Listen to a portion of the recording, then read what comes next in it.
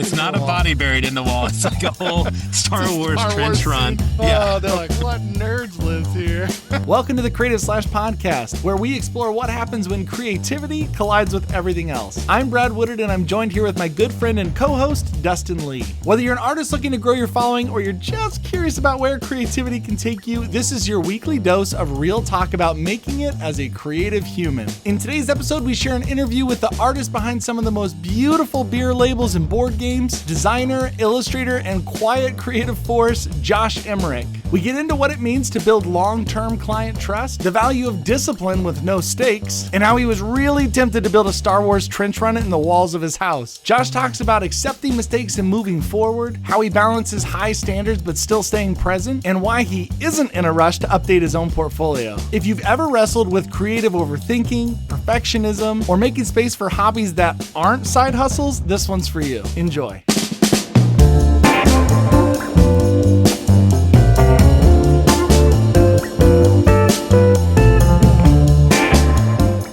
Welcome, Josh. Thanks for joining us today. Thanks for having me. I'm excited.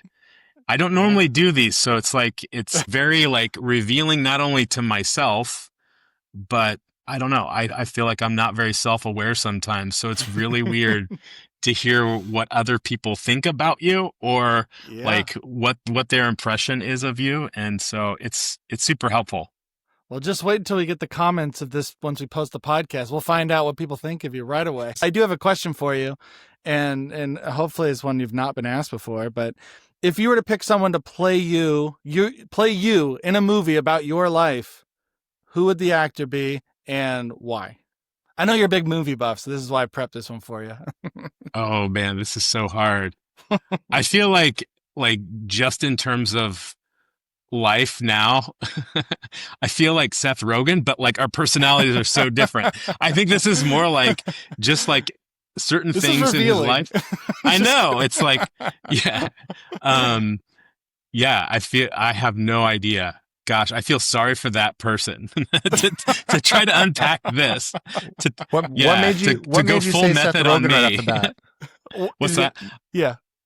I've been watching Platonic, and so he's starting a brewery, and that's been a big part of my life for a long time, is working with craft breweries and in that show. And then I feel like there's just weird things about the way that he dresses that are that's like me a little bit. I don't know. I wouldn't have said I don't relate to him at all in most of the characters that he plays, but there's just something about some of the things that his characters do that's I feel like I'm in that mode. Yeah. What's one thing that when you saw him do it in that role, you're I could so relate to that. I feel that all the time in movies. And I'm so glad to know other people do this. Yeah. I feel like the studio was really good, and I feel like that the scene where he just wants to witness a certain shot being made, and he just keeps getting in the way. What's that show called? That's the new the studio, I think. Oh, the studio is what you called it. Yeah. And it just won a bunch of Emmys, and it was so painful, but his second guessing, did I wear the right thing? And then he takes wardrobe, and then it just escalates. On one hand, he thinks he's entitled to park in a certain spot, but doesn't realize that they need to back the car out of the driveway to get this shot that they're trying to capture. If you haven't watched The Studio, he's basically a studio exec, and in that episode, he's trying to show up and see this perfect, beautiful shot that they've choreographed. The sun setting, so the time crunch. Yes. And that is it's the perfect example of the screenwriting where you're always upping the ante, and you've got this layer of tension on top of that. If you have something that's intense, hey, we got to get this shot by a certain time, that's not enough to build the tension. But they did such a great job of and the sun setting, and he shows up feeling a little overdressed, and then it's then it just goes from there and escalates, It was so stressful. I have to be honest. I watched it and I was I love the acting. I love the situation, but it was one of those situations. Sometimes it's so stressful. You're I can't watch. I can't watch you do there's moments of that in The Office where you're just Michael, stop. Just stop. For all of us watching, stop. And he was that way in that episode where I'm just like, he was almost out of the woods too. Like he was on his way out and then somebody recognized him and they like gave him one compliment and just sucked him right back in and his ego was involved again. I'm the cool exec, I'm the cool guy. And I love that you mentioned the then or the and then this and yeah. So there's a book written by how do you say the guy's name that wrote Fight Club? Chuck Palahniuk. What? Whoa. You know what I'm talking about, right? That sounds good. Yeah, I know who you're talking about. Yeah, Chuck Palahniuk, whatever the name is. He wrote a book essentially kind of like the equivalent of Stephen King's On Writing. And he talks about different writing devices. And one of them was called the timer. And he said it's oftentimes, and once you hear it, you notice it everywhere. He was like, sometimes the timer is a gun is put into a drawer in the beginning of a movie. And it's only so long until that drawer gets stumbled upon and open. Or sometimes it's that someone becomes pregnant and the timer starts and there's 9 months. And it's fascinating when you think about it because you start to realize that like we all in our own lives have timers of some sort starting that we're almost unaware of. But like in our subconscious somewhere, we kind of know the timer is running, Yeah. Yeah. Like it creates some tension. Totally. One of the things that I think maybe I relate to that was a story just popped into my head when I was in high school. Like, I feel like I always put myself in situations, not sometimes by choice, where like the stakes are really high where I could, make a big mistake socially, like, and I think that's why I relate to that scene in the studio. But like, I had a marketing director or marketing teacher in high school that she was trying to fundraise for something. And so she got like all these mascot costumes from like food companies. And if we like wore them to a pep rally, she got money somehow for her class. I don't know what it was. And so like I had never been in a mascot costume. So I thought like this will be fun.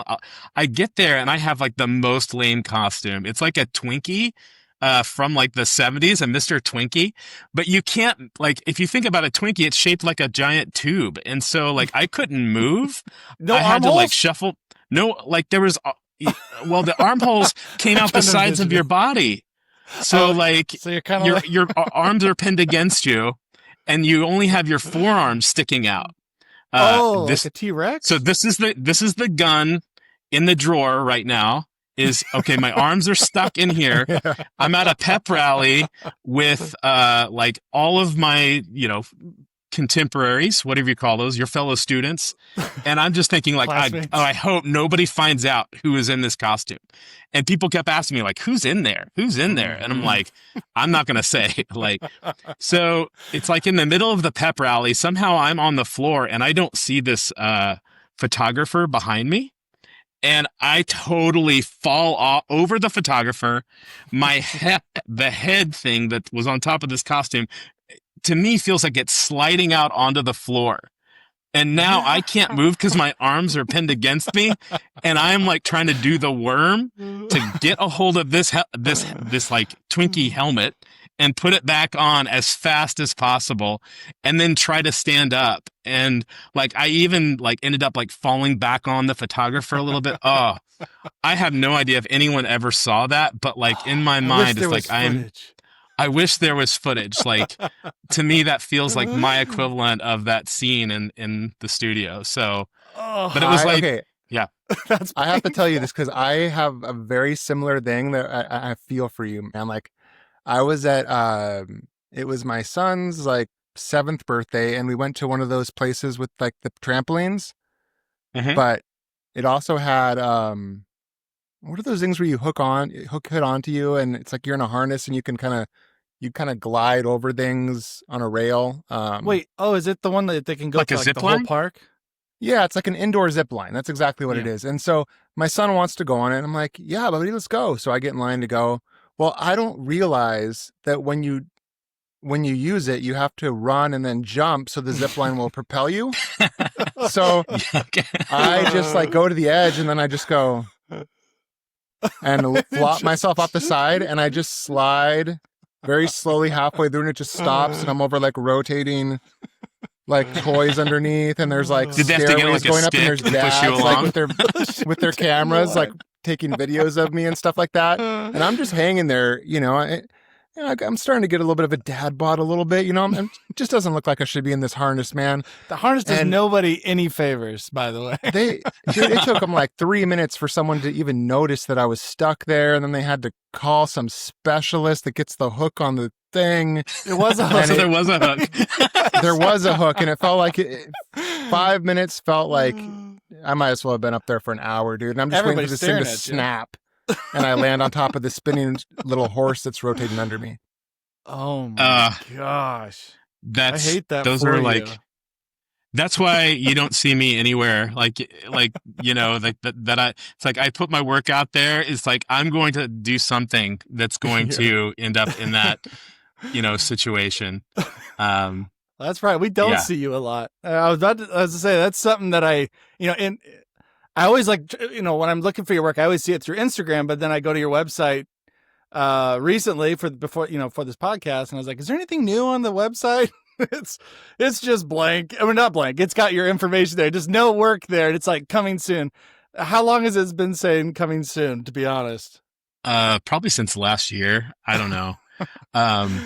I haven't done I just did a talk last weekend and anytime you're doing like a design talk, it's almost kind of, and if you're showing your work, it's almost like a portfolio project and you have to do a talk and a slide deck project. And so like for the first time in like 10 years, I finally started putting together a portfolio. And so it was a lot of, I was actually at Jeremy Schlegel's conference, the Created Conference in Columbus, Ohio. And I think you guys talked about it, maybe with Mike Jones or something. I think it was Mike. Yeah. Mm-hmm. Yeah. Yeah.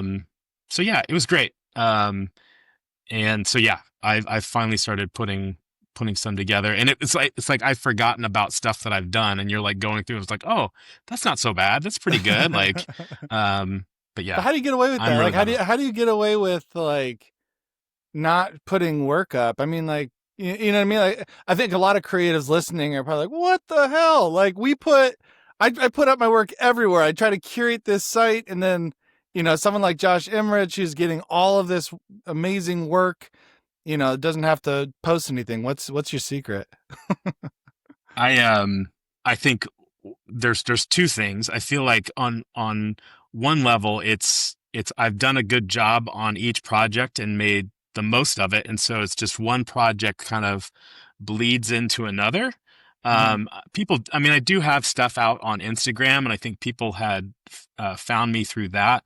But I think one of the things that I learned a while ago with my first business, I met this guy that was a marketing director and had his own firm. And he never had a website, never had a business card, and could just sell these people on these huge projects. And I was working with him on a project and I asked him about it. And he was like, you know, most of the time it's like, I just think that's a kind of a crutch. And on one level, some people think it's novel.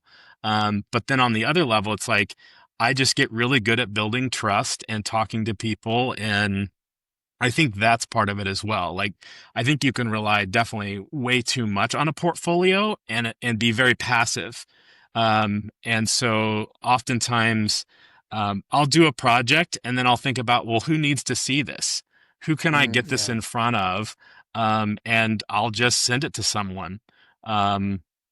You know, I think oftentimes when I do a board game or whatever, and I work with a client that's not familiar with that side of my work, I'll send them the other things that I'm doing, you know, so that they get a chance to see like, well, okay, he can do that as well.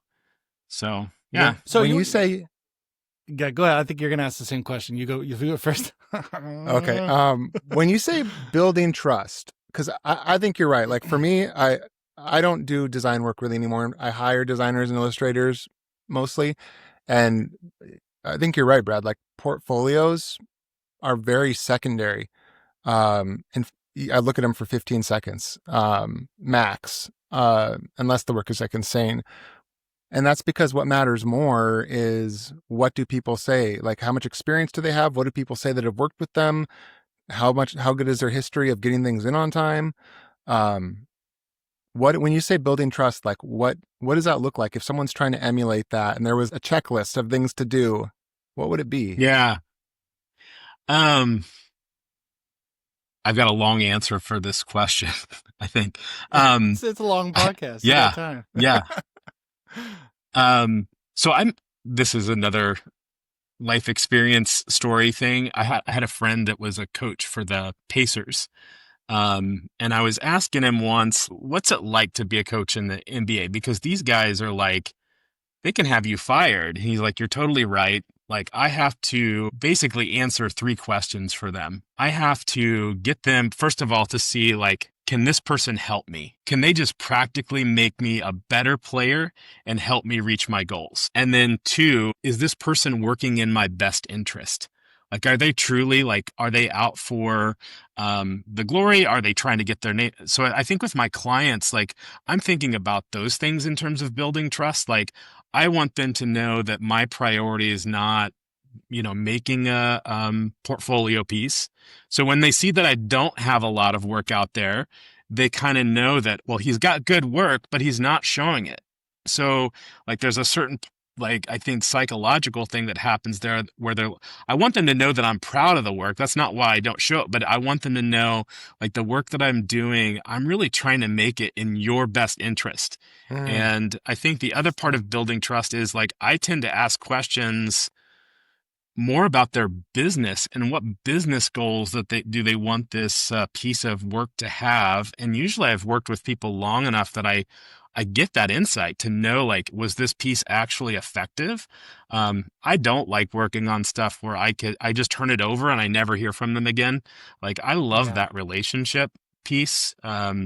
I think when you've done this long enough, you realize, okay, I've got lots of, you accumulate a lot of portfolio pieces, but the most meaningful things that you get are like a long-term relationship with the client and hearing from the client how your work or even just working with you has made a difference or an impact in their life. Those are the things that I consider the portfolio pieces. To kind of go back to what you were saying earlier too, you hinted at the idea that you kind of get them to continue a project on, or to continue once you're working with a client, let's say Bottle Logic, you make the design for one of their cans that they request.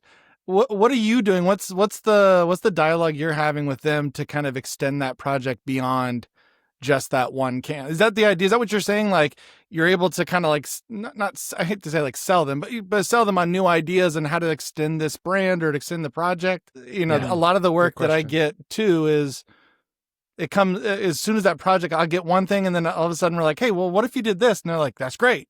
But what's the dialogue that you're having with clients?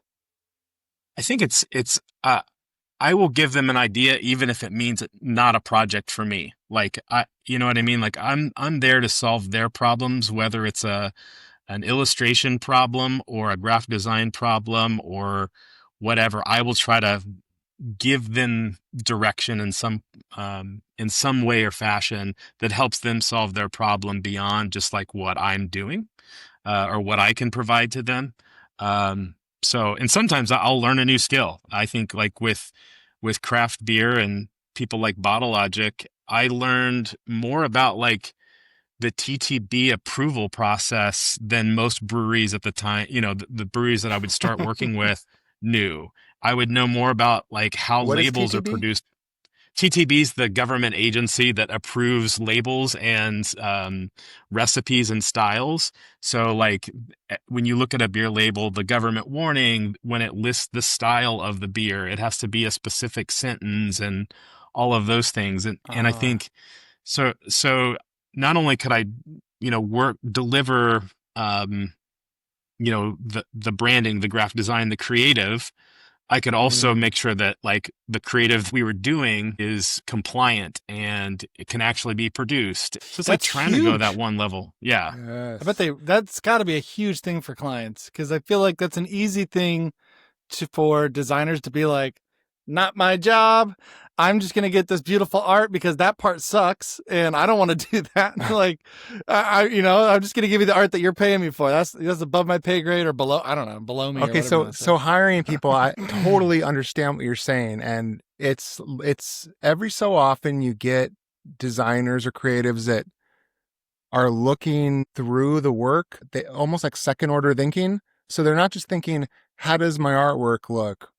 Or did I use the colors correctly or whatever? They're thinking, what is the goal behind the thing I'm making? So if it's a beer bottle, for instance, like I would assume, does this make it really easy to read the name of the beer, not just showcase my artwork? Or does it make people want to drink the beer? Does it make them want to buy it? How does it look compared to the other bottles on the shelf? Does it stand out, or is it going to blend in next to all the other bottles because it's the same color? And that's kind of looking past the actual design and illustration work into the end goal, which is, hey, we can only hire people if we sell more beer because of it. And if you sell more beer for us, we'll keep hiring you to make more bottles because we want to sell more. And very few people, I think, have that skill. Yeah, I've been working with Bottle Logic for, I think, 13 years now. So wow. Good long run. And we actually have kind of like a retainer with them. So it's like, I have built-in projects throughout the year that we try to tackle, but then I'm there to just help with anything that they need. I think, this is we're into talking shop rather than hangout time, but I feel like that like it's really hard. I think when you're doing a job like this, like it does bleed into your life. Like there's a part of me that's like, I don't know where work ends and where, my hobbies begin, because I think so often they like cross over, and I think, that's definitely true of the craft beer thing.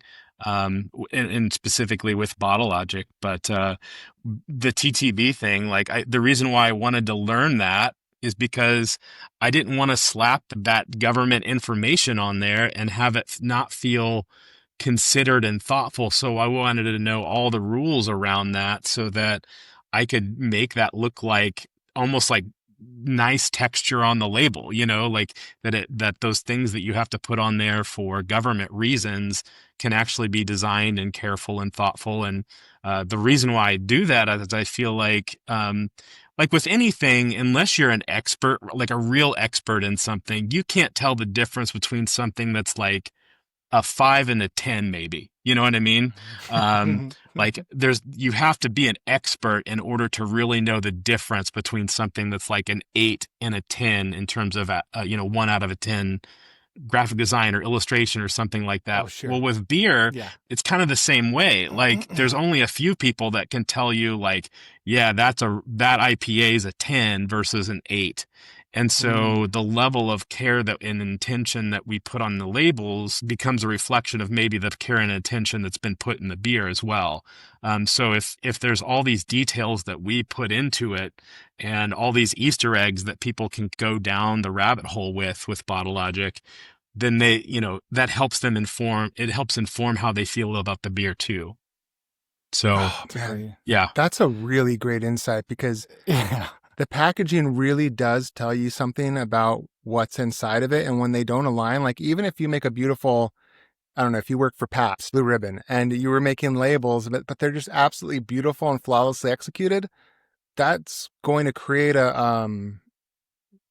for a cheap beer, that's going to make it where it feels like, well, something's not lining up right, because why does it look like an expensive beer, or why does it look like a well-crafted beer? So it's so smart, because you're right. Every little thing has to be right on the label to communicate every little thing, what you'd expect to get when you drink it. Yeah. So and I think, I feel like it's easily overlooked, especially maybe less so by designers, more so by the illustrators. I'm speaking because I'm both as well. Yeah. And when I get these jobs, like I'm working on a packaging project right now, and the Yeah, there's a part of me when they're only hiring you for the illustration and not hiring you for the design. There's a part of me that's like, well, you're not paying me, so I don't care. You know what I mean? Because I wish there was more projects that I got to do both on.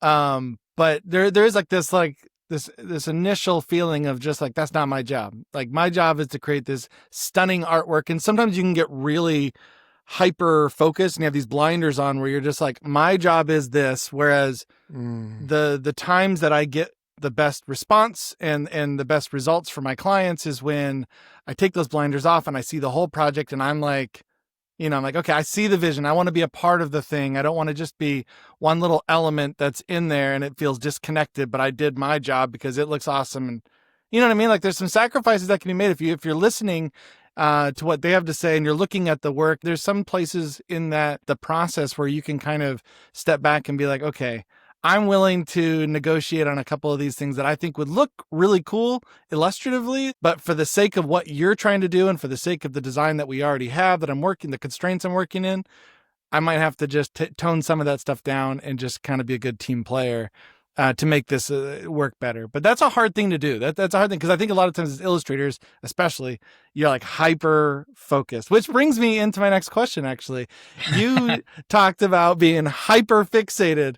Like, this is a personality trait of yours that you hyper fixate on certain like new interests or hobbies. And so I was curious, what's your newest hyper fixation that you're going on with right now? Well, the one today that started today. So my sister-in-law and my niece and nephew are visiting, and we went to the Indianapolis Children's Museum today. And I'm always fascinated by like miniatures, not not the game miniatures, but anything that's miniaturized, And they have doll houses that have been there at the Children's Museum for a long time here in Indianapolis that like someone had handmade, and they're like inset into a wall. And now I'm like thinking about like, man, it would be really fun to build some of those in my wall. Like, I don't know how long I plan on living in this house, but like I've done some modeling stuff. Like, I'm a big Star Wars fan, so I have like a bunch of saved up models just of Star Wars from Bandai that are all in my storage room. And I've been working on several of the ships with like LEDs, like that with fiber optics. And then I went back and researched how Island chipped the original models. And then I actually ended up using that on a project and built like brushes that recreated how those things chipped. And, my dad's an electrical engineer, and he and I have been programming like little chips to run these ships so that the lights all blink. And I even have some LED strips on the back that are the engine for the Millennium Falcon. And so it cycles through like takeoff versus like, hitting light speed or whatever. And that's just one of many like things that like I'll go so deep into, and then like I'll abandon it for a time. I'll do something else. I'll get fixated on that, and then I'll eventually come back to it. And I love what Adam Savage talks about with like leaving himself lists so that I know where to pick up on something when I've gone super deep. But that's a good idea. Yeah, I think that the discussion today with my wife when we were at the museum was like, could I build like a trench run into the wall in between the studs in one of the walls of our house with the ships and stuff? There's like, yeah, I don't think that's going to go. I don't think she approved that.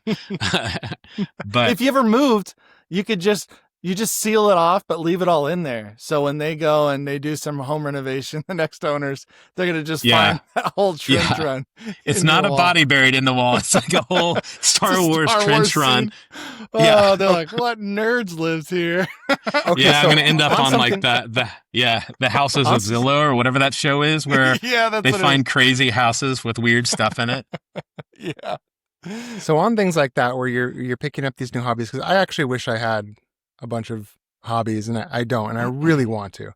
Let's say you see something like you just saw and that sounds fun, or maybe I can like relate more to like the Star Wars, like with the spaceships and connecting in little lights and doing different things. So you look at this and you're like, how how do the lights work? Where do you get the materials? What kind of paints do you use? How am I going to acquire these? How much are these going to cost? Can I afford it? I start going through all those things, and then I think I feel like I'm going to need to do this 2 or 3 hours a day to get the practice that I need to accomplish it. And then by the time I think through that stuff, I end up talking myself out of it. What is the conversation like that you have in your head that just gets you through that first step to get the ball rolling on new projects? I don't know, because I feel like there's so many things. I guess the question is, do I want this badly enough? Like, is it important for me to build this thing? And I think, like with the Star Wars models, I have 4 kids. I think they mostly all appreciate or will tolerate Star Wars, but I have one son in particular who's into it. And so I was in my mind, that's a way for me to love him. So like, you know, when you're loving a person through sometimes the things that you're creating, you know, money and time become no object, you know.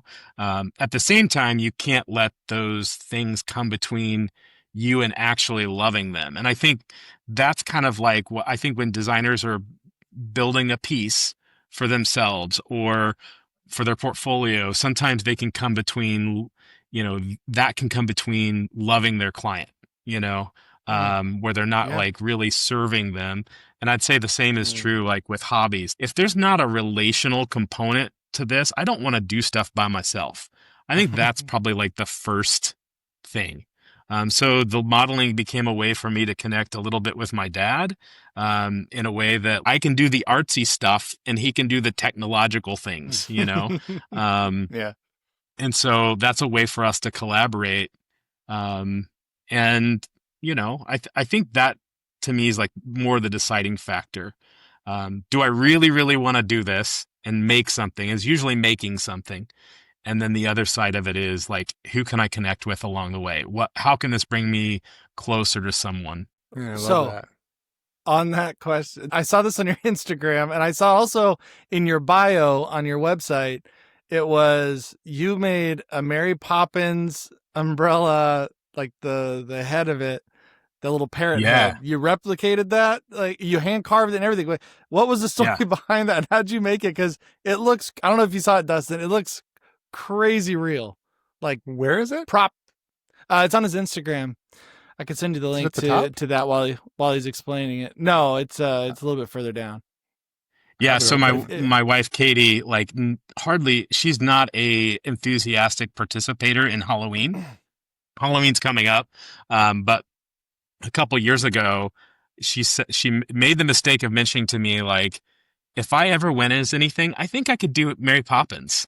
Like she loves Mary Poppins. She loves the like just the attitude of Mary Poppins. She relates a lot to that character. And so like Mary Poppins, I could see, I was looking at her on your bios there on your website. I'm like, yeah, she could totally pull off Mary Poppins. She's practically perfect in every way. So I went full in, like I started in like looking, so I put together a Mary Poppins costume for her and was like, you've got to have the umbrella. So I started hand carving the end of an umbrella and figured it all out. And I have the paints and stuff and got some leather for like the eyelids. And then like I was looking at the originals and then was like, hey, that's not what I have in my head. Like I don't want to just recreate like what maybe the prop looked like. It's like I want it the way that I want it a little bit. So you said you want to make it your own. You customized it a bit, you said? Yeah, just like, hey, I like this shape. I like how this shape would probably feel better in your hand if you were actually using it. That kind of stuff. I didn't make it like, you know, animatronic or like a puppet or anything like it is in the movie.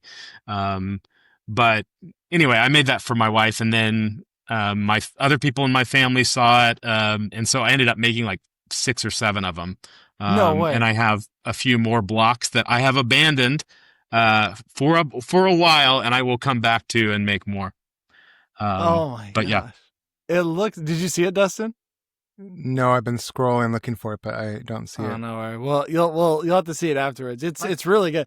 Do you ever get into that situation where like this happens to me a lot, and we asked Jen Hood this as well. I find whenever I get into something like wood carving's one that I got into for a little while, and I still like to do it, but it's one of those things, like you, I get hyper fixated on. I made a ton of pieces, and then I got into fly fishing, and then I was too busy. I was tying flies a lot, but I really do like to carve wood. But when I create these things, and I do post it on Instagram, because I do feel like when I create stuff, it's kind of I like to let people know that it's like, there's more to me than just this digital art. I like to create a lot of different things, but I'll get like some people on there that will be like, oh, you need to sell these. And then there's something in my brain that's always like, yeah, am I wasting my time making something just for me? Like I get that sounds weird, but there's like this creative entrepreneur thing that I feel, where I feel like I need to make money off of things, right? It's like, oh, a lot of people are saying that's a great idea, that's really cool. Do you get that feeling at all? Or if so, how do you fight those feelings and say, this is a hobby, this is for me, and this is for work for my clients? I really don't. I was talking with someone this weekend about this idea of, when I'm not doing my work or art, like I kind of don't want to be I don't see those things as art. Like, I don't know. It is art, but it's like, it's a nice way to just like solve a problem and not have such high stakes for the outcome, And I feel like, to me, it's like the moment that I'm making, like, I didn't mind making the other umbrellas for friends and family, because I kind of had honed my process, and there's a lot of things that I had figured out, and it was a way to love somebody, give them something. And so often I'm not doing art that I can like give to someone just for free.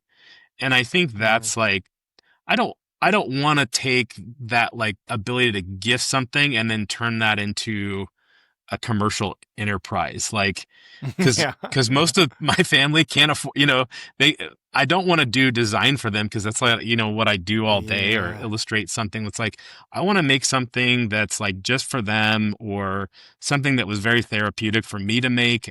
Last year, while I was working on the Parks game, I was also like doing little watercolors and trying to like save a bunch of these tiny little watercolors that I could give away to people at Christmas or whatever, and it's like, that was so therapeutic, because it was, on one hand, like I was doing these landscapes for the board game, but then like just doing these landscapes that have no stakes.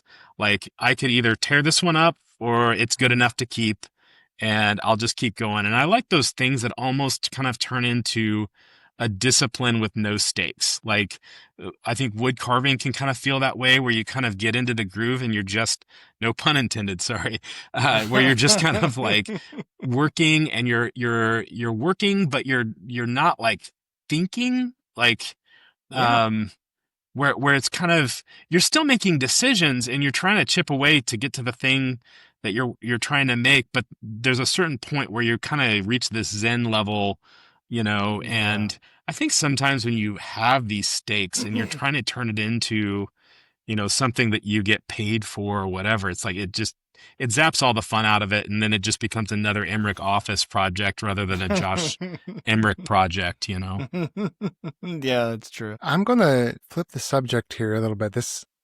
I made the mistake of looking for that Mary Poppins thing and got pulled into your work. This is the fourth time in the past 2 days I've looked at your Instagram, and I started looking for that Mary Poppins thing and just started like, your work is the kind of work that that got me into design. I don't really consider myself a designer these days, but when I started designing, it was work just like this. And as I'm looking at it, a lot of this work, even your newer work, looks like the kind of stuff that I fell in love with on like Dribble 10, 15 years ago.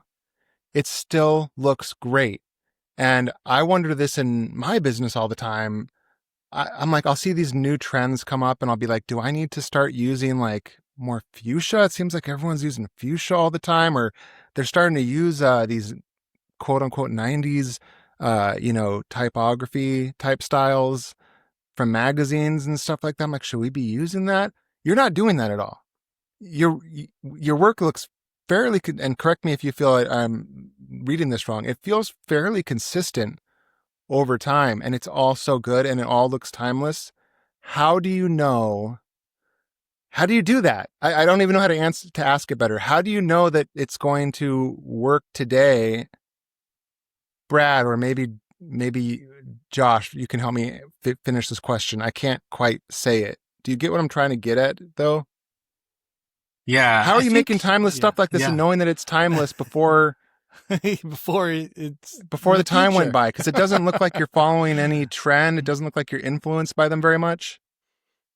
That's rare, it's too, funny you say that, because like I feel like, I do feel the pressure to incorporate things that are, trends, but I think there's a certain point too where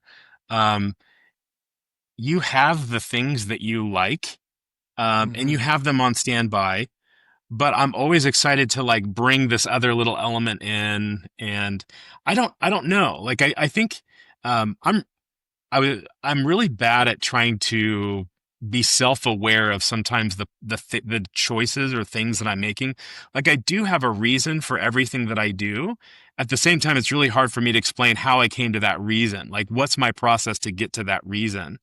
And I think, it's kind of like you work so long, it just becomes such a like innate sense of what you are. I will say that there's always like some level of nostalgia in my work. I heard Dan Casaro in a talk once say that, like, there's John Lennon who's like, coming up with stuff that's very new and very different. And Paul McCartney always had like a foot in the past, Yeah. And I feel like that's part of it. Like, I want stuff that works for the future, but also the past. I mean, I think that's why Star Wars was so good, was that like it's inspired by World War II stuff. It's got this like lived in future, but then it became its own thing, like just assembling all these other things that George Lucas loved. And I feel like that's what I'm doing all the time. Just like assembling things that I love, or things that like I've learned through my clients. Like, I love talking to clients or anybody that I'm working with that's passionate about something, like that can just talk your ear off, and I will like go down that rabbit hole with them. Like, I want to know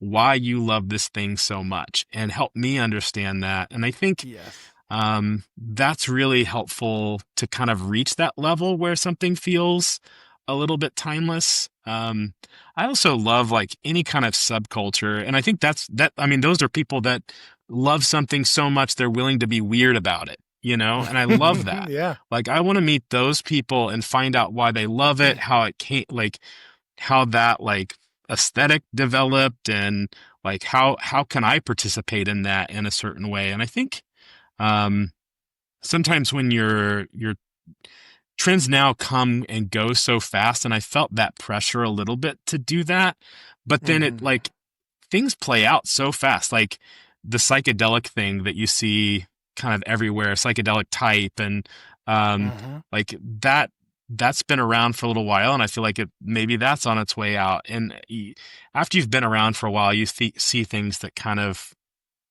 I feel like that's accelerated just because of social media and other things. Yeah. Like, it just disperses so fast that I've stopped trying to chase that. I might pull little elements here and there.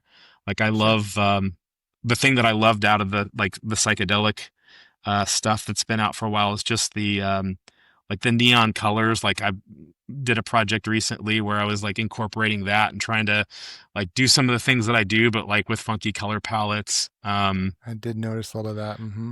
Color is a big thing to me. I'm not afraid of color. Like, I used to do a lot of like stuff that was very muted in black and white. And I think as I've gotten older, it's like, I want color in my life. Like, I don't wear color on me personally. Everything in my wardrobe is like blue or white or tan, so it's like, I think it's a guy thing, like, yeah. I feel you on that. Well, and too, like the dad bod, you don't want to put like, you don't want to turn into the Kool-Aid man, people like a bright. You gotta care about how much you're attracting attention. I want my work to stand out, and then I just want me to be camouflage. I want to hide against the wall. I'm total wallflower. Unless I'm talking about different. Oh, I was gonna say, sorry, you reminded me of Steve Wolf in a lot of ways. Who's another good friend of mine, super talented designer. And I've never seen him in anything other than a black t-shirt ever. And, his work can be vibrant, colorful, geometric, and then it's always a black t-shirt. And you'd think a lot of times, like, I think people kind of assume that you look like your work. And I've gone through, if you see photos of me throughout all the years, there's a lot of evidence of it because it's on videos that I've done on YouTube and things. I've totally kind of morphed wherever I've kind of lived and trying to figure out like what my style was. But like now I'm in that point where I totally understand that, where it's like, I try to mute it down a little bit because I put all that color into my art, and it's easier just to kind of like keep your wardrobe simple. I'm not thinking about it. It's like the Jack White thing where he like says, he doesn't add all this other, he doesn't worry about it. He's like, I pick my red, white, and, or Totally. the red, white, and black or whatever. And he's like, it just simplifies things for just focusing on the creative or whatever. So for me, like I work from home. I wear the same, like I have my outfit, and that's like, and I do think it is helpful to not have to make choices. Like we make so many choices in the work that we do. Like I'd rather decide like on a personal style that I feel comfortable in. And for me, it's like, I wear Howler Brothers shirts, like, or some type of Is Western. that what you're wearing now? Yeah. That looks like one, yeah. A pearl snap shirt. I got that from my grandfather, who was kind of a slave to fashion in that sense. Like he was the one guy in the Midwest at church that would show up in bright red, like cowboy boots. He wasn't afraid of color. Did he have a bolo tie? Yes. I have like his bolo tie. I actually have his belt buckle sitting right here. That's like, I have this on my desk. It's a belt buckle with an eagle and 3 buffalo, I think, nickels on it. But anyway, that's right. I feel like that's carrying a little bit of him forward with me, so there's some like intentional choices, but there's a part of it that's like, I'm just a dad that wants to be like, I don't want to be hot. I want to be cool. I run a little hot. Like I want to be comfortable. I don't own a suit. I don't ever want to own a suit. I thought you were saying like hot as in like just no. Yeah. Super good looking. Yeah. That's initially what I thought. I was like, I don't want to be mistaken for some. I appreciate you. Yeah. Thank you for clearing the record for me. Yeah. No. There was a day where but like that, those days are long gone, Josh Emrich doesn't want to be seen as hot. That's going to be the title of this thing. That'll be the thing I'll throw in the thumbnail. Hey, I got to say before I forget, I think I've realized what's going on with your work. It's just like, it's like great music, right? Like, they always say, like whatever the music is, if someone is doing it great, if someone's playing it, you don't have to love like 50s bebop or cool jazz from the 60s or fusion from the 70s. But when it is done well, it's just done well. And it always sounds good. And if you incorporate, like I see mid-century little nods in it all over the place, like I love that stuff. But it's done so well that you could put that into something 10 years ago, 10 years in the future, and it looks great because you just sense it. You can just sense it's all pulled together just perfectly. Thank you. I'm just going to move on to the next one. I'm trying something new, Josh. This is a question I've been thinking about. What's one thing you wish people knew about you that isn't common knowledge? Like that most people wouldn't know about you because you, like you said, you're one of those people that it's more, you're the man behind the curtain of this amazing work, but we don't see you a ton. So what's something you'd wish people knew about you more? I don't know if like, the first thing that came to mind was, I think on one hand, I do feel like I'm sure there's things that people pick up on, kind of can see my handiwork in it. But I do kind of shift styles. So it's like in illustration styles, like there's the Bottle Logic, even within Bottle Logic, on their labels, I have like this very pulpy illustration style that feels like pulp fiction. And then I have like comic book. And then I think there's some other things in there. There's a whole story behind those labels, like that. There's a character and like there's a whole like saga behind her on each label, but it has to work in several different genres. And then there's even in-world beer labels and stuff in her like universe. But I think one of the things that I'm always self-conscious about is I'll do one thing over here and it'll look one way, and then I'll do another thing over here and it'll look another. And I think I'm always concerned on one level that people won't know that's the same person, behind I fight that. this. Yeah, I get that. So that's one thing. I, I'm not sure. Like, I think that's a great question. I'll have to think about that for a while. I'll be thinking about this for weeks. Yeah. I mean, think of it outside of the creative context too, if you want. Like, if it helps, it's like there's something about your personality that people don't know, or something you really care about. Like, if there's something you really care about and you wish more people knew about that, like, I don't know, I wish people knew that I loved my dog so much. Like, I'm like obsessed with my dogs. Like, I don't know, whatever it is. You don't have to answer now, but if you do think, I don't know. I think if someone gets to know me, I'm a pretty open book. Like, I'm not like guarded with those things. I think for the people in my life, that actually know me, like I used to have kind of a bad temper. And I think, there was a certain point where I realized like that wasn't me just being angry. It was usually another emotion that came out as anger, And so, I think, oh, sorry. I'll finish that thought, but I have I have an answer to your, so like, I wish my family and I knew sometimes that like when I'm angry, I'm actually afraid or I'm actually self-conscious about this or whatever. It's usually something else. And I think sometimes that would help diffuse, like, when I'm upset about something, it's helpful to have someone that's like, can take the temperature down. But I think the main thing that I was thinking about was, I'm a shy person and I have what in my family we call it resting Josh face, where I just look really angry and I've been told it can be really intimidating. And I just want people to know that like inside, even though I look like I have like this, great Winston Churchill face sometimes, that like on the inside, it's warm and fuzzy. I think I can attest to that. Yeah. So that's a great one. That is. Thanks. Yeah. I guess the anger thing, like I feel like as a parent, I've been more aware of my own anger. Obviously, like I think as I get older, like everybody gets angry, but I feel like I started feeling a lot more guilt for my anger and wanting to find some sort of way to diffuse that. As I, became a parent. I have 3 kids myself, and there's like stages that they all go through. They get more angry at them than others.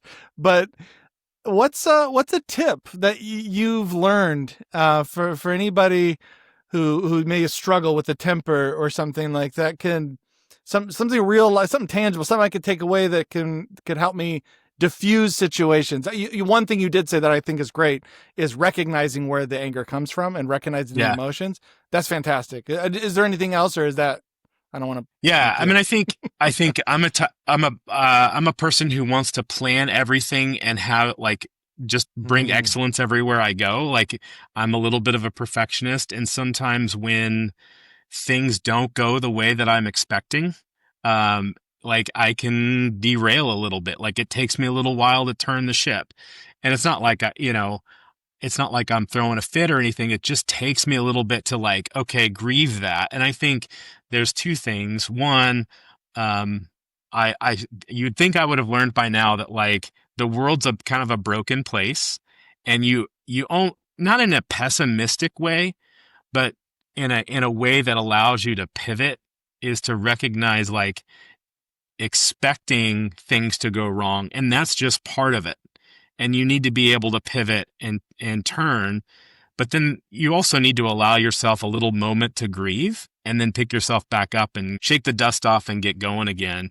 And I think sometimes I would just kind of sit in that anger when things didn't pan out the way that I wanted, or I put all this effort into planning something and it didn't go the way that I thought it was going to go.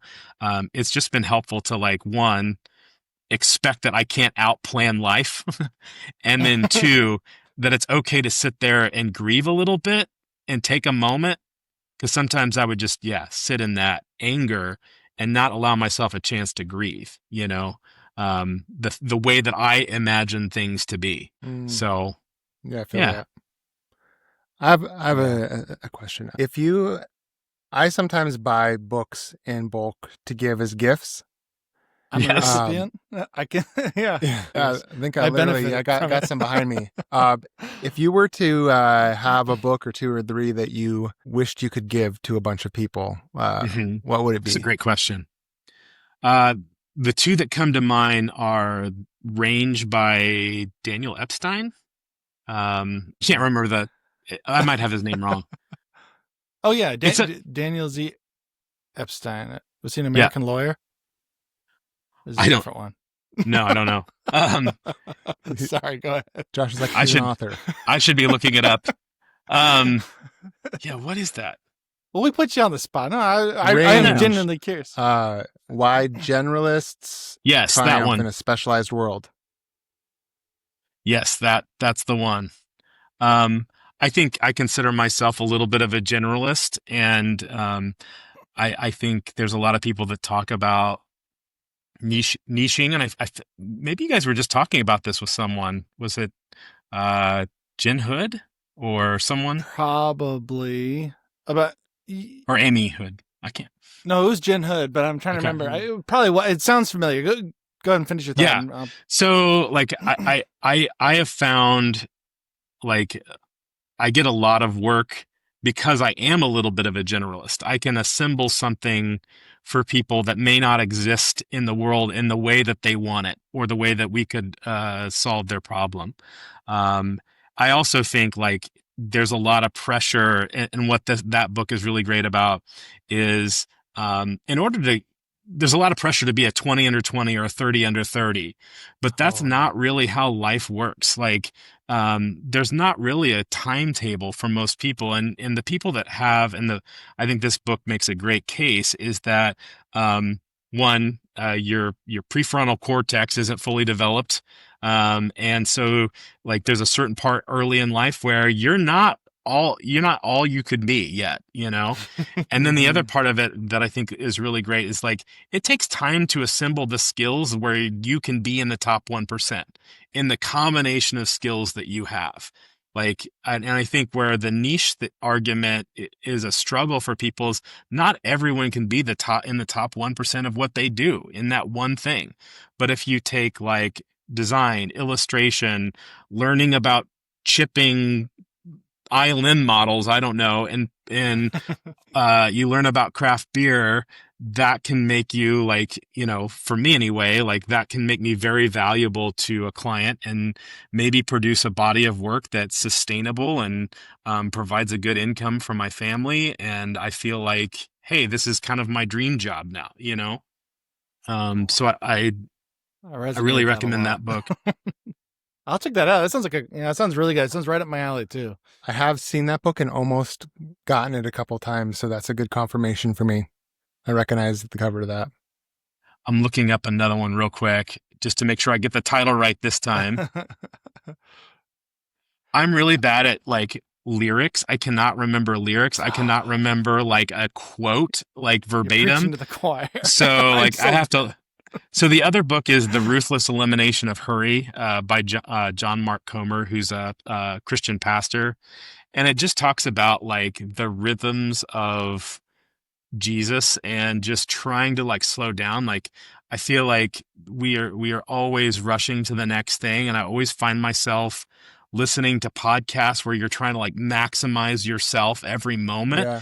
And I think you do that until you have a breakdown.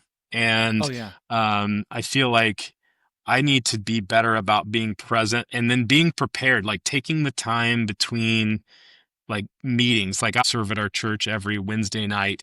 And sometimes like I will work up to the very last moment and try to fit in like one little thing that I could fit a little bit more into. And then I arrive there and I'm exhausted, you know, as opposed to like taking the time to like, come down from my work day and get all that out of my head and then move on to the next thing, or just to be still. And I think that's something that I'm really trying to do more of, because I am a person who wants to like, I'm a firstborn. I consider myself a high achiever, you know, like I want to be producing a lot of stuff all the time. But I just think like I have like the issues with my shoulder and my neck and my hip from sitting and drawing way too long. And I think a lot of people can relate to that.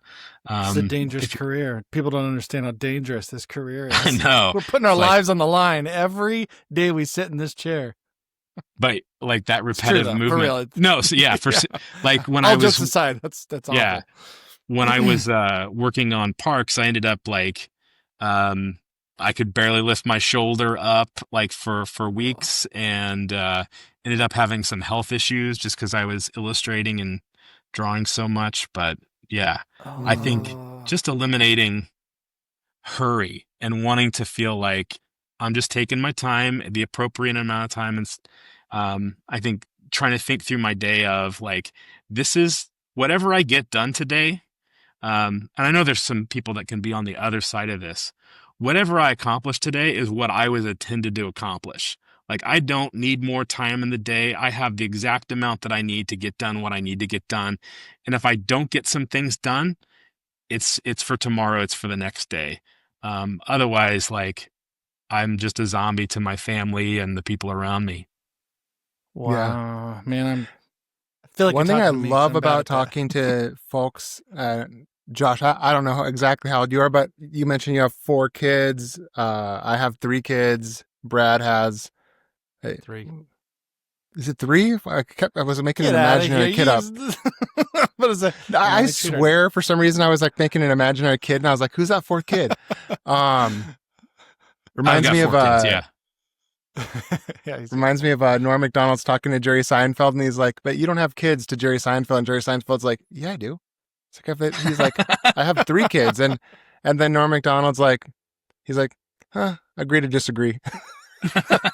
That's such a Norm Macdonald thing to do. But anyways, like, as I've gotten older, and I know Brad shares a similar thing, and Josh, I'm curious if you do too. Like, you just start to realize that time's going by fast. That if you wait till everything gets done, they're all going to be grown up and they're going to be gone, and you're going to have missed out on a bunch of stuff. And I started taking, just honestly, I think I was just kind of like, forget it. This isn't getting done. I don't care. I'm not doing it. It can get done later. And then I realized the sales stayed the same. The average order values stayed fairly stable. The amount of customers a month. And as I would take things off my plate, I'd be like, wait, what are the levers that are even making this work? How many things am I doing that I should really just walk away? And I do that a lot more now, probably to the driving people on my Slack channel that work for me insane. But have you noticed that too? That like you realize that you can subtract things away and the world doesn't end? I bring up that book, but I feel like I'm like so totally like feel like a hypocrite too. Like I'm working today, like late on a new game project, and I think. Oh, by the way, I am 45, so that's how old I am. Okay, 44. Cool. And I have, so I beat you. No, I have 4 kids. The oldest is is sophomore in college. She's studying animation. Really amazing artist. I wish I was like had so the input and things that like we've been able to give her. Like, it's just been really fun to watch. Like. Her take off and really enjoy her college experience and feel like she's on her way. And I know animation's like a super competitive field, but it's just really fun to see her like just really coming alive with it. I think with a lot of artists, and I was like this too, where you kind of like you start processing the world through your art and you kind of retreat socially, and I think. And then there's this like moment where that all like bursts out, it's been internal and now it's coming out, and it's really cool to see that in her, not only in her work, but in her life. But I think, I think you start to realize like, we only have like 2 more summers with you. We've got, I hate like, thinking we of need it to get that way. It always speeds it up so fast. I we think need to that get all the like time. some summer vacations in, and like how do we like make memories and make sure that like somehow during Christmas break, it's I don't know if you guys are like this, but like every Christmas break, I feel like clients like stack up all the work for you and then they go on break and then expect it to be ready, so it's like, just trying to make sure that you're present, for all those things. So yeah, that's an aspirational goal to like get rid of the hurry and cut things down. I do feel like, there is a lot dependent on me. Like I felt that a lot with, last year I had a health, issue and couldn't work for 2 weeks, but it was right in the middle of like a major project and like it had to be done at a certain time. And so like there was that tension of like, I can't really take the time that I need to heal. I ended up having to bring other people into the project to help me out to catch up. But, I don't quite feel that ability yet to kind of like walk away and let things, rest. I think it's just more almost like, how can I be better with managing my money and managing my time so that I'm not like wasting time and that I'm not overbooking myself. I think those are the things that like I'm trying to make margin there. Because I think last year I just had no margin whatsoever for much of anything. So yeah, it's so hard to tell when the season's right. You know what I mean? Like sometimes it's like we're all. I say this. I'm one of you guys. No, I'm 39. So you guys are way older than me. So I'm just. And you look older than both of us. It's so crazy how that works. So Dustin, somehow I've aged more than both of you combined. I like to kid with you. It's not because I love you. No, but I think it's funny. It's just like, I don't know. I feel like there's always a season for it, right? Like, and there's times when you really do need to hustle and to make it work. But then there's also times when I feel like it's hard to distinguish. And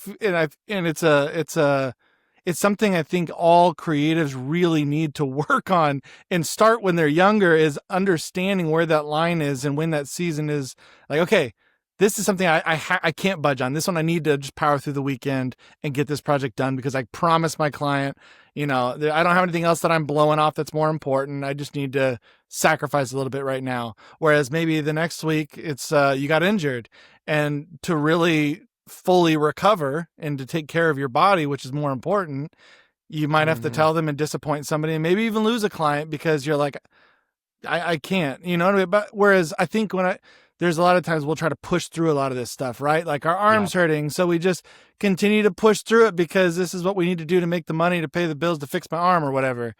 But I think I think you're hitting on something that's really important too. Is like oftentimes when you are building trust with the client and they've come to know you, in those ways, like you've built up a bank account, a balance of trust. And like, I think sometimes we do get still afraid to withdraw that trust and say like, hey, like I'm actually kind of hurting. And most of the time they actually really want to help you too. I think that was one of the takeaways, was just like, I thought people were going to be upset with me that I had this issue, and I think sometimes we beat around the bush or we try to hide it. Yeah, I know.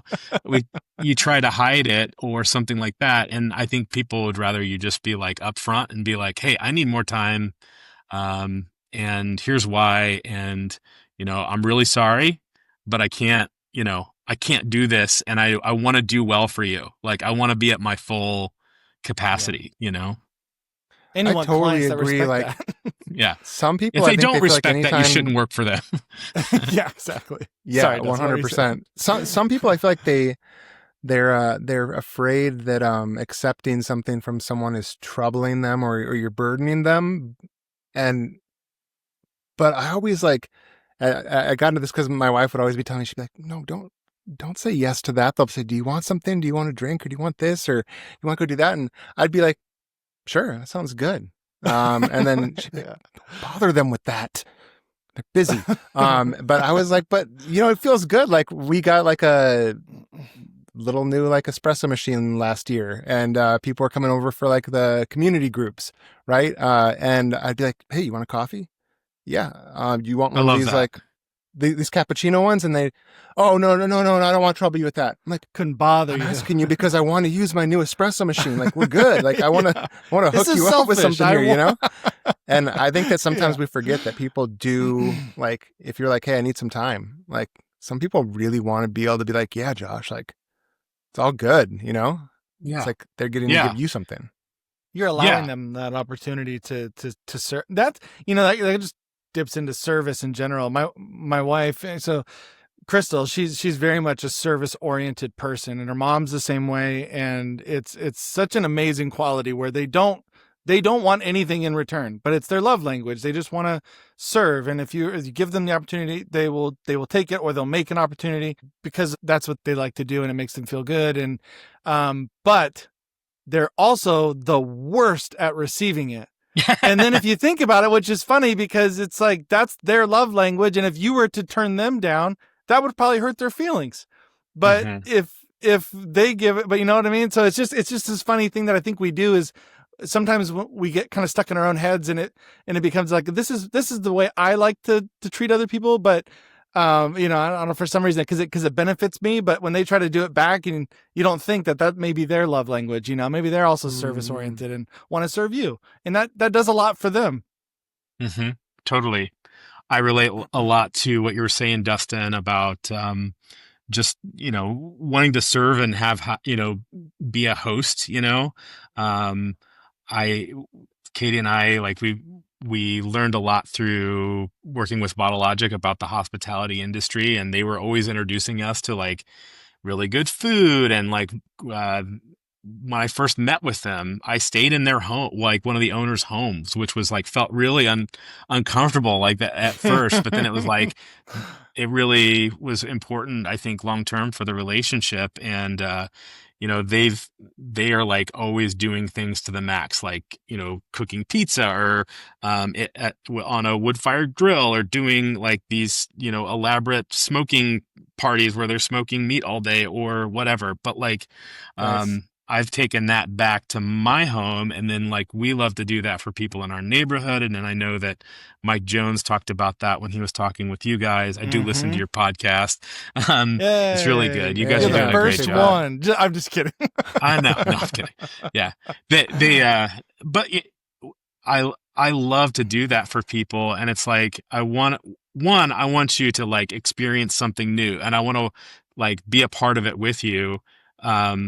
But like, I also love something that, someone was complimenting my wife, and I don't remember this person, but like, their name or whatever, but they said, let me compliment you. Cause she started to be like, defer and be like, oh, no. And she's like, no, Katie, I'm complimenting you right now. You need to take it. Like, receive this compliment.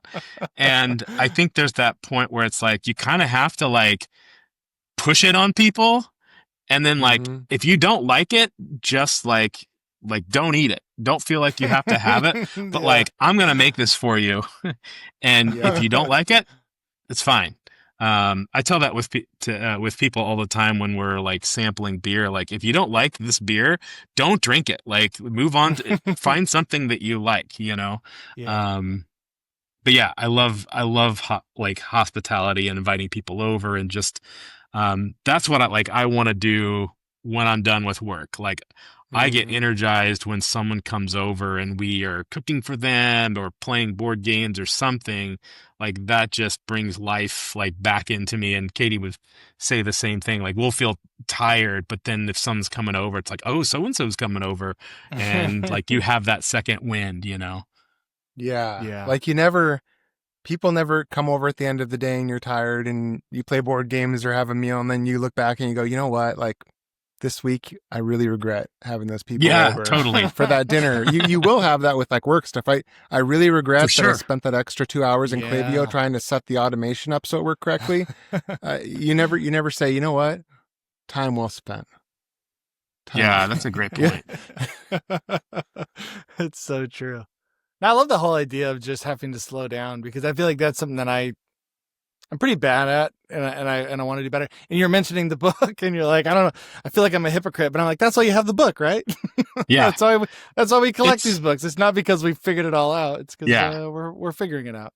I think we all have like the person that we want to be, and we're on that journey, you know. And I think like it's easy to feel hypocritical, but I think you know, it's that idea of like it has to go, you know, from conviction. Like you're convicted to be that person, and it'll eventually become a habit, you know. So the more I can like walk in that, and like, you know, I think there's another book, Atomic Habits, where it's like the idea that you are already this person. So therefore I will behave this way. So if I'm a person who strives to be present, that values being present with people, then I'm going to behave that way. But if it's like, I've got to exercise being present with people, I'm always going to fail. But if I make it part of my identity and who I am, then I'm just living it out, and it becomes a habit.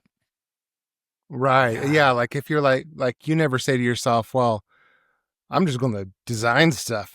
You're like, well, I'm a designer. Of course I'll do that. Right. Yeah. Exactly. Because you identify as a designer. It's not like you're just like, I'm going to try to design push myself today. to design. Your clients would love that. You're like, you know what? Let's do this. Let's try it out. Let's see if it works. But because of that, it's like lodged, right? Like it's very hard to walk away from. I think I see what you're saying, right? Like if you feel like I'm an athletic person, that person runs way more than the person that says, I try to run 5 days in a row. Right. Yeah. That's true. That's interesting. You mentioned games. What is, outside of your own games, and I say that because I still have a question about Campy Creatures, because that's my favorite game. The artwork's my favorite, but also the gameplay is like the perfect length, you know, and it's one that's really easily accessible for even my kids can play it, you know, my younger kids can still play with us. Okay, so maybe that's it. Now that just because I'm fanboying over the game and the art that you did, let me ask this question first. What is your favorite monster in that game? Not what was your favorite one to create? What is your favorite one in the gameplay, and why? Like, which one would you use? Which one do you like the most in its powers? And oh man, that is so hard. Like only one. You can't pick multiples. I know. I'm like going through my head, like, okay, what's the one? I've got a lot of answers for each one. I know. That's the hard part. Like I would say right? The Invisible Man, because I think that's super interesting. Like what would you do if you were invisible? But I have to go with the monster, just that idea of like there's the person that was inside that wanted to be good and wanted to recognize beauty, but they're not beautiful in and of themselves. I think that's super interesting. That is interesting. Then in the new version of Campy Creatures, which is like the third edition, but it's called Volume 1, so it's a little confusing. Volume 1 means it's got like we're hoping to eventually have a series, but he's now in the base game. He used to be in an expansion, but now there's like these cool crystals that you can spin to power him up. They're like energy crystals. So I did not know this. I like that little, you know, in each one of those crystals, if you save and hold on to them, they're worth a point at the end of the game. But like you could also, so you've got to really be careful how you use him, you know? Sure. I don't know. But I like that one. That one actually, like, and I don't mean to be like a little, like, it's kind of, I feel like it's a little bit of navel gazing, but I chose that one in part because that's actually my face. So like I took a picture of myself and used that like as reference to make that version of the monster, that Frankenstein's monster. Oh man, I was about to say it looks just like you. I don't know how you. I know it's the janky teeth at the bottom, and you know the bags under my eyes, and the 45 years of not graphic design. Well, I guess I had to, you know, at least 15 good years before I did any major graphic design. I have that one. I have that one in, actually, my son is obsessed with art. And he doesn't consider himself an artist. He's not really in creating the art, but he loves collecting it. He's also loves collecting. He's got my bug for collecting antiques and art and things. And so his room is a lot of like all my favorite artists' stuff all over, because there's just not enough room anywhere to hold all the stuff I bought. But the posters, we have 3 of the Campy Creatures characters, you know, the posters, and the monster is so cool because he glows in the dark too. Is the screen printed and it glows in the dark. It looks awesome. So thank you. That was like Campy Creatures was the first, like it wasn't the first illustration project, But it was really one of the first where I was kind of really getting into that pulp, style, movie poster style that I've since sort of used more of in Bottle Logic. But that was a real interesting time when we were working on the game. We had moved from Colorado to Indiana to be closer to family. And it's one of those things that you never, like, this goes back to that idea of like, you have an idea of how you thought it was going to be, and then it doesn't Sure. turn out that way. And so, a moment to grieve, but then realizing like, hey, we can make, family can be our friends. Cause we weren't able to get together with family as much as we thought we would. And it didn't pan out the way that we had in our heads, and started working in board games. And what I love about board games is like it brings people together face to face to negotiate, to have fun, to crack jokes. And it's just this conduit to relationship, and you can learn a lot about a person, how they play a board game and how they approach it. And I just love that true. about that. That is true. It took me a long time to learn that like people don't, like, if you want people to play a game with you, you have to like back off the competitiveness, because I would just try to destroy people. Thank you. Because in my mind, I'm thinking like, I'm going to show you the right way to play this game, and then they would never want to play because they don't like, they either didn't feel like I didn't give them the space for them to figure it out, on their own. You're my oldest son. That's exactly how he plays. And I have to say it to him every time. I'm like, dude, if you smoke your younger siblings every time, and then you tell them about how bad you smoked them, they're never going to want to play again. So sometimes you got to concede a little, just a little bit. You can still beat them, but just don't destroy them. Or every once in a while, let them win. We all know that you're the best at this game. It's between that and the other thing that he'll want to do is he'll play a game in a way where he finds a loophole. It's not against the rules, but if you play this way, he just plays the odds, and he's like, look, if I do this, nobody wins. I could sabotage everybody from this point on. There's no physical way to win this game if I do this one thing. And he does it. And I try to tell him like, so he's perfected how to lose the game. So he's perfected like not only how to lose the game, but to lose relationships and all that stuff. That's definitely how I was too. He can either nuke the game or he can find a way to win it. There's a dice game, and I forgot what it was called. I think it's called Bank. Have you ever played that?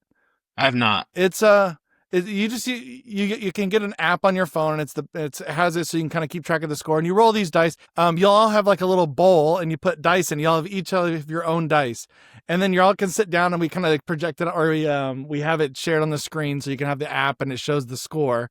But essentially, every time you roll, as long as you don't roll these certain numbers, it adds to that number. So then the next person rolling, then they add it up, and then it becomes the pot becomes bigger and bigger and bigger. And you can bank at any time. You can stop and say, okay, for this round, I'm out. But everybody else could pass you because they're not rolling the odds. They don't end up rolling anything that destroys the bank. But what happens is once somebody rolls that number, all the money's gone. So there's always this risk involved, but he's figured it out. As long as he gets above everybody at one point in the game, then he knows exactly where to place his risk. And then he'll just be like, I can roll and just stay ahead the whole time. He just plays the odds. And I'm like, that's so dumb. That's so dumb because we hate the game now. He's ruined that game for us, and we loved it so much. But he knows how to make it so that he can always win. Once he gets ahead, and then anyway, he established the loophole, and we're all bummed about it. That kind of helped me out with that was another hyperfixation. I got at one point after Campy Creatures got really into Dungeons and Dragons and started like nobody I knew, no friends that I had played. So I was like, well, I'll dungeon master, and I brought my family into it. We started like a neighborhood dungeon master group.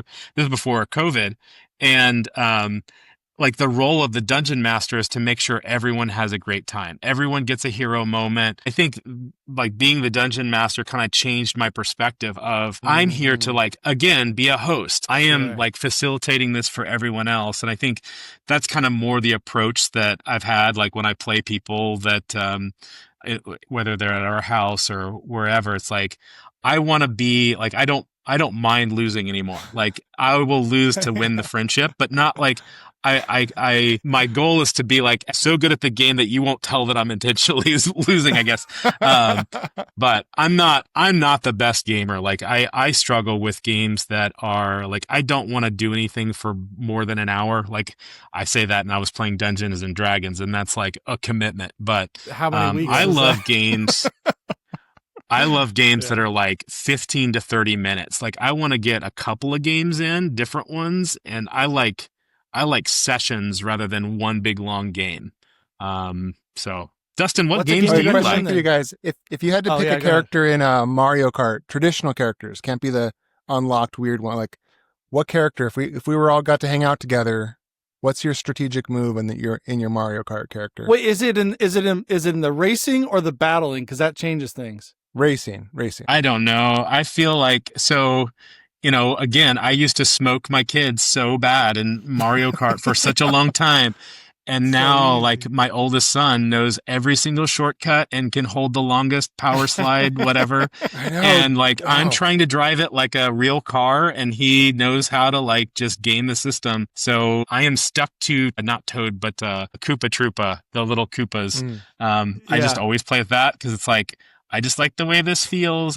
You're unassuming. You're just a little turtle trying to make his way now in the game. Like I'm no longer the dominant, like I'm going to be Wario or whatever. I'm like, I got to like just stay out of the fray until I can like pass at the end or something, hope that my son gets blue shelled. Exactly. Always at the last second to come in like fourth place when you're in first the entire time. I would say DK. Probably Donkey Kong. Are you serious? Dude, I was about to make a joke and be like, I'm glad none of you guys said Donkey Kong. Dude, why you want to be like that, dude? Why would you be Donkey Kong? Donkey Kong's always going and like knocking people off the course and like... Yeah, if you're talking about... I guess the smart move would be somebody smaller like Toad or something like that. I feel like they're a little quicker. Don't be like that, bro. Maybe they're not. But I like DK because in like battle mode, he's awesome, obviously. You can bump into people, but you can also do that in Mario Kart. But I think...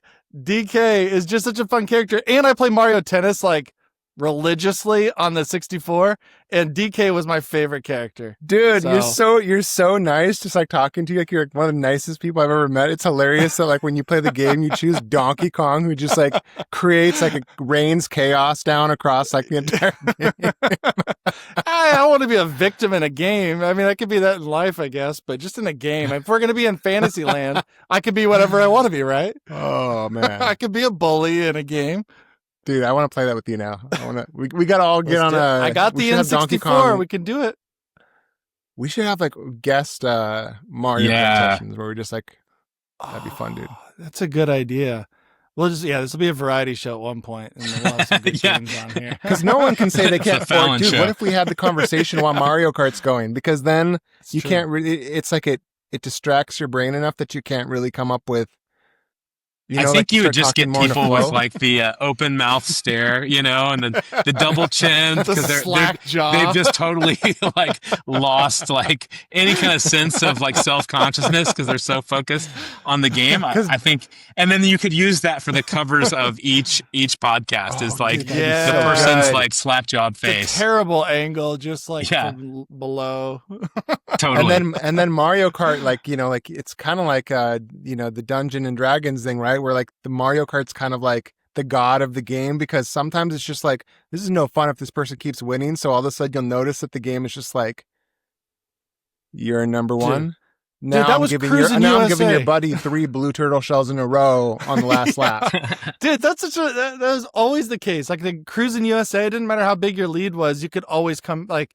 People could always just beat you. There was never like a way just to always, Which honestly, like, I kind of miss that or something. Well, now I play like Call of Duty, and I'm like, this is for me to wind down and just hang out with some other, dads to play. It's all we just play with a group of dads or my son now, and we'll sit there and play Call of Duty, thinking it's like some relaxing thing, and I have a chance. And then I'm like, oh man, it's like I'm playing against people that are vitamin D deficient. I've never been outside and enjoyed the sun and relationships, and they're just working me over, and I get angry every night. I don't know why.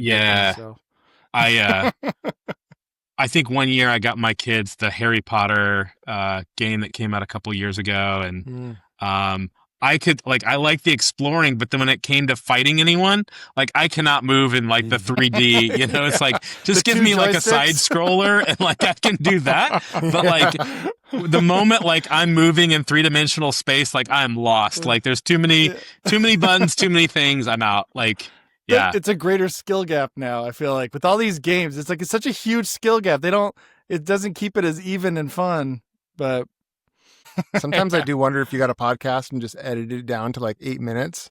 Like, I think that's true of anything in the entertainment industry, because that's like that's true of design too. Like one area of work that I do is brand style guides and entertainment design.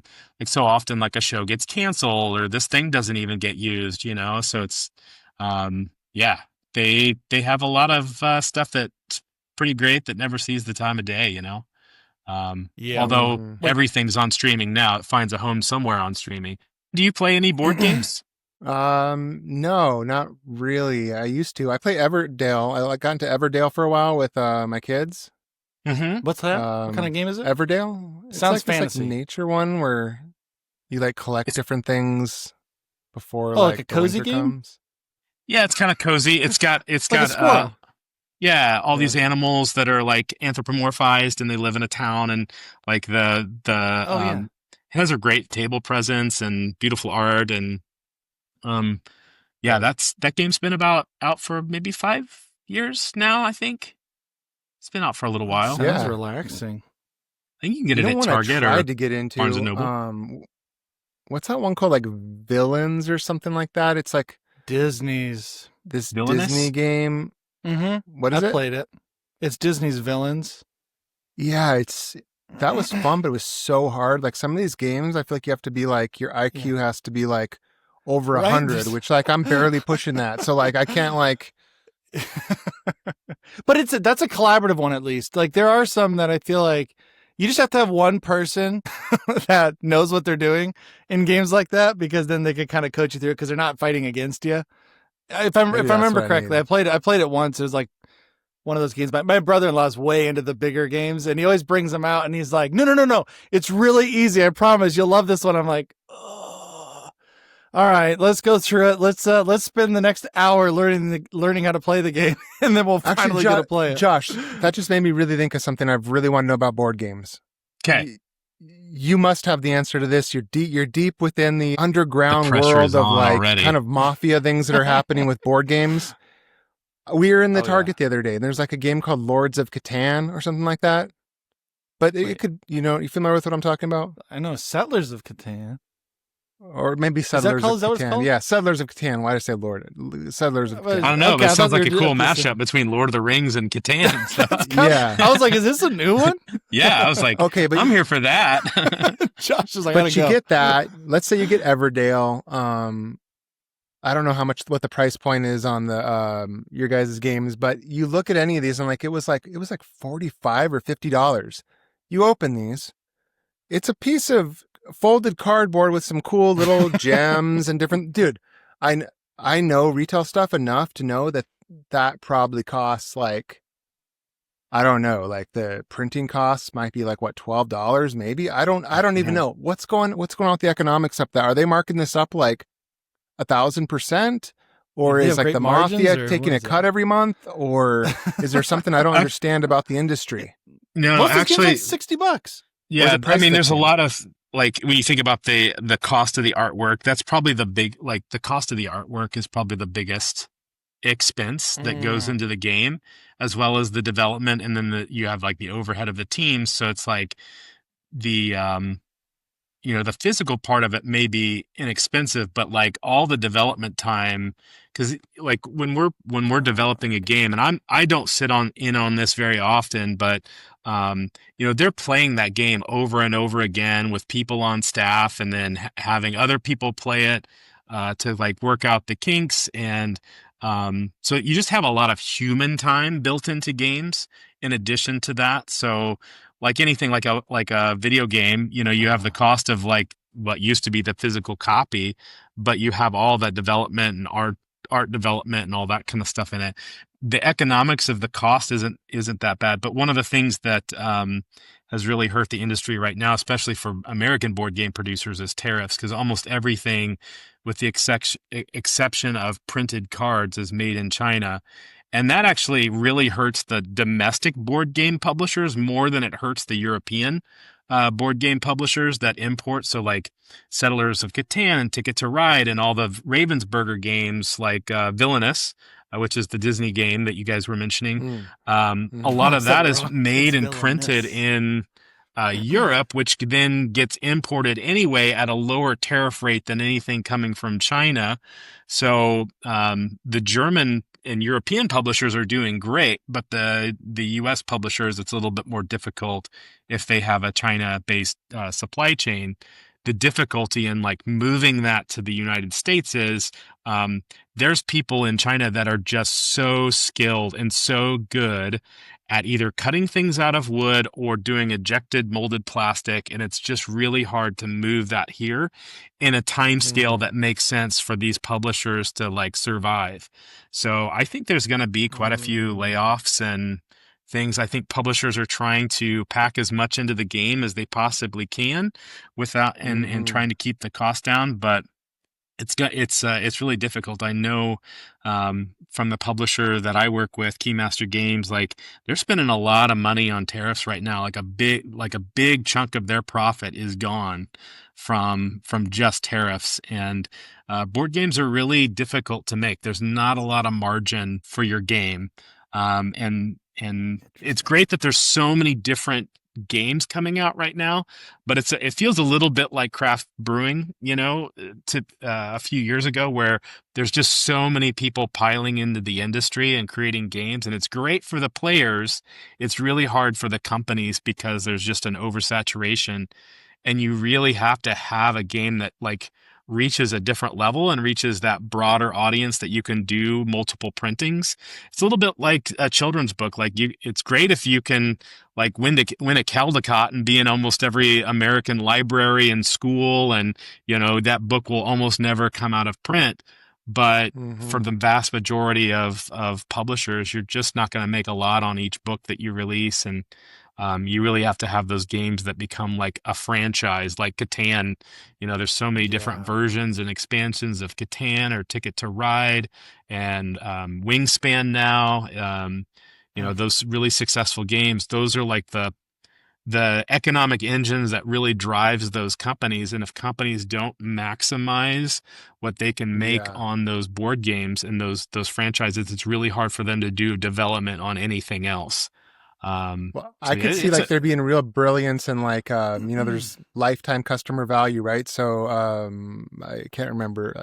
I think it's on I want to say it was like on DVD players or something. Like when you'd buy it, they didn't make any money on the DVD player. Like that was just because after you had the DVD player, they were going to make a ton of money on the amount of stuff you bought for it or something. Or cameras, right? You buy the camera, no money's made on the camera.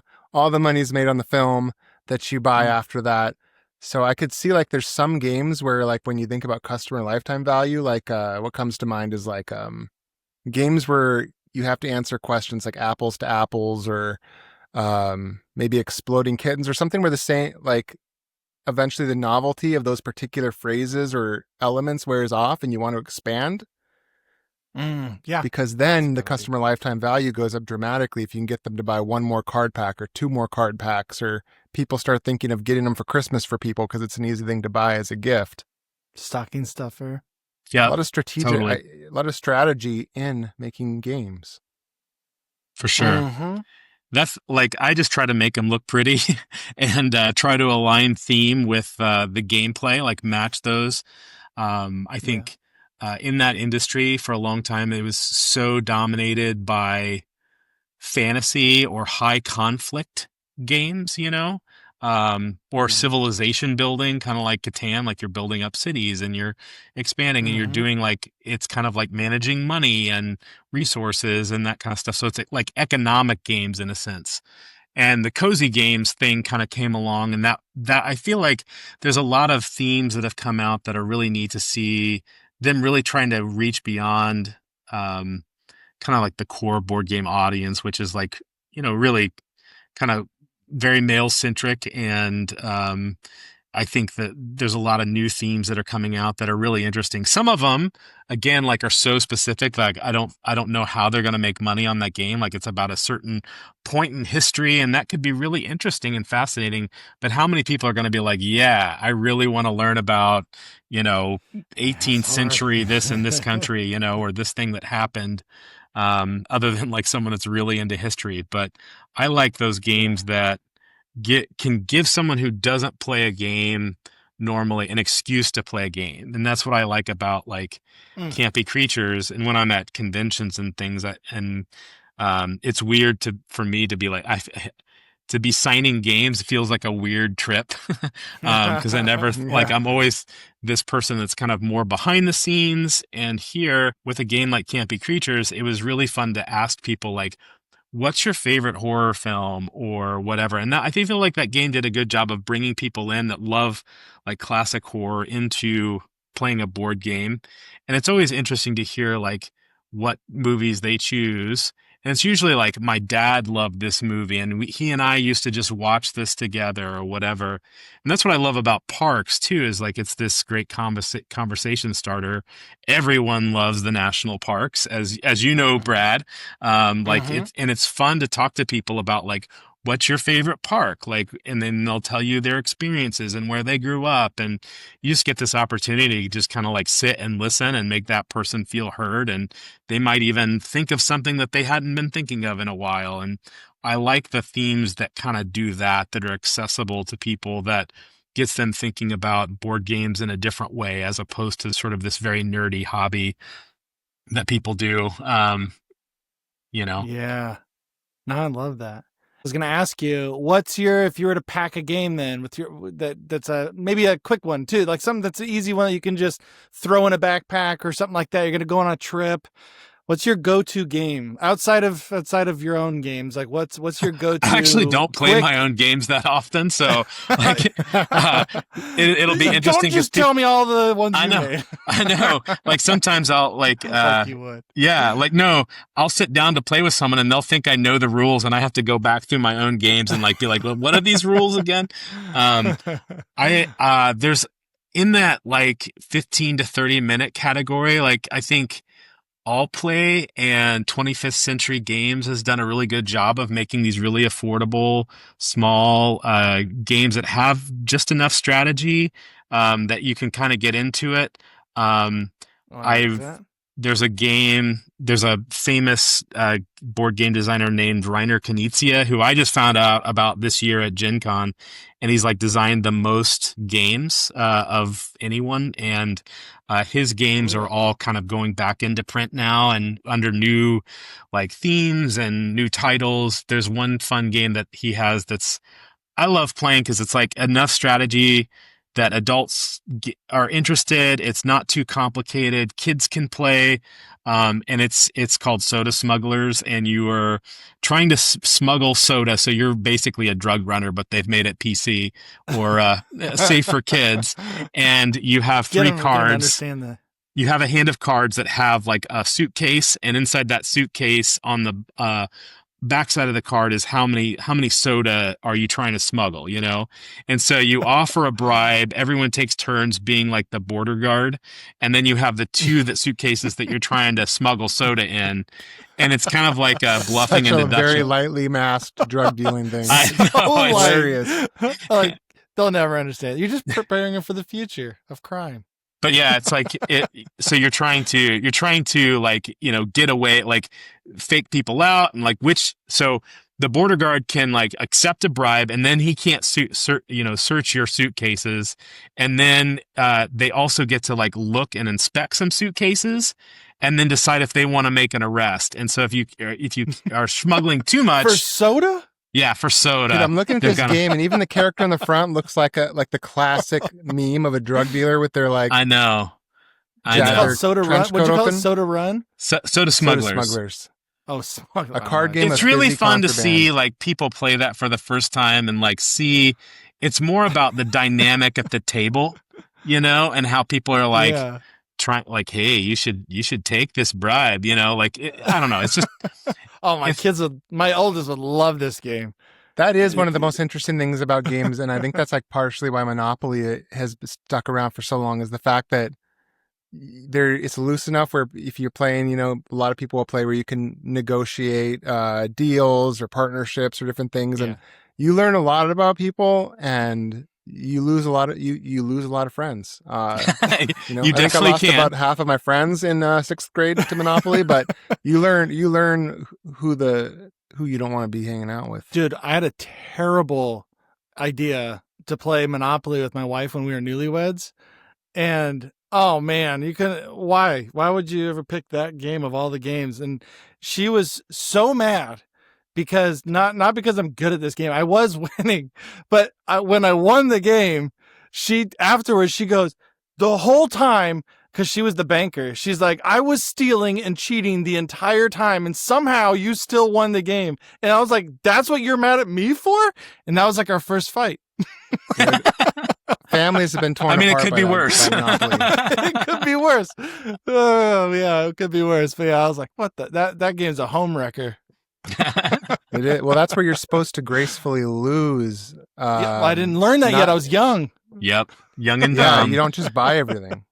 I wasn't fully, is what is this? Boardwalk good? I do like Monopoly, like some of the I've kind of you see sort of the reskins of Monopoly, and at one point my oldest son loves Monopoly, and he just bought a new copy of it. Like, I don't know why he loves Monopoly, but he also likes making money. He like works at Pizza Hut, and so like he's one of those people that's like, yeah, I've got this in my bank account and I'm gonna buy this with it, and like he just likes that. Like, he always wanted to open up a store. I don't know. Anyway, but we got in the version of Monopoly one year that was like a Mandalorian version, and it had all these really interesting mechanics in it that, like, actually, for me at least, made Monopoly kind of fun. So there's some interesting things that they're doing with some of the unique skins or the unique thematic overlays. So they do a good job with that. That's awesome. So, that's good. It's not just not fully just a money grab. It is a money grab, but not fully, because they're actually giving you something back. Well, this was an interesting podcast. I loved it a lot. It went so many directions, but it's exactly what these podcasts should be. So I really did. I really appreciate you making the time. I loved every minute of it. We touched on everything. Thank you. I enjoyed it as well, and I'm excited to see you guys in person sometime. It's been a while, Brad and Dustin, and long time. Great to hang out. Thank you for all the kind words about my work and the things that I'm doing. I love listening to the podcast so far and getting that other side of people and kind of seeing the person behind the work. Super important, even though we like to hide behind our work sometimes, if you're like me. But like, I think it's interesting to hear like what people are really interested in beyond just the work. I think I think you guys got a good angle, and you guys have a great radio voice too. So you got that going for you. Thank you very much. There you go. And let's play some Mario Kart. I really think it's at least worth trying out, Yeah, I don't know about that. I was we'll have you on for encore. We'll have you back on. I'm so bad at video games, guys. It's not like, that's the one thing that, like, yeah, I'm the person on the other end that's getting destroyed now. But well, hey, me and you will be Koopa Troopas, and we'll take this guy out. Yeah, what was? Yeah, we didn't hear what you were. Is that what you are too, Dustin? Yeah. Nice. Fist bump. Or turtle shell bump. Such weak characters. It's true reflection. I feel like you're overcompensating. It's all about the driving, not the panache.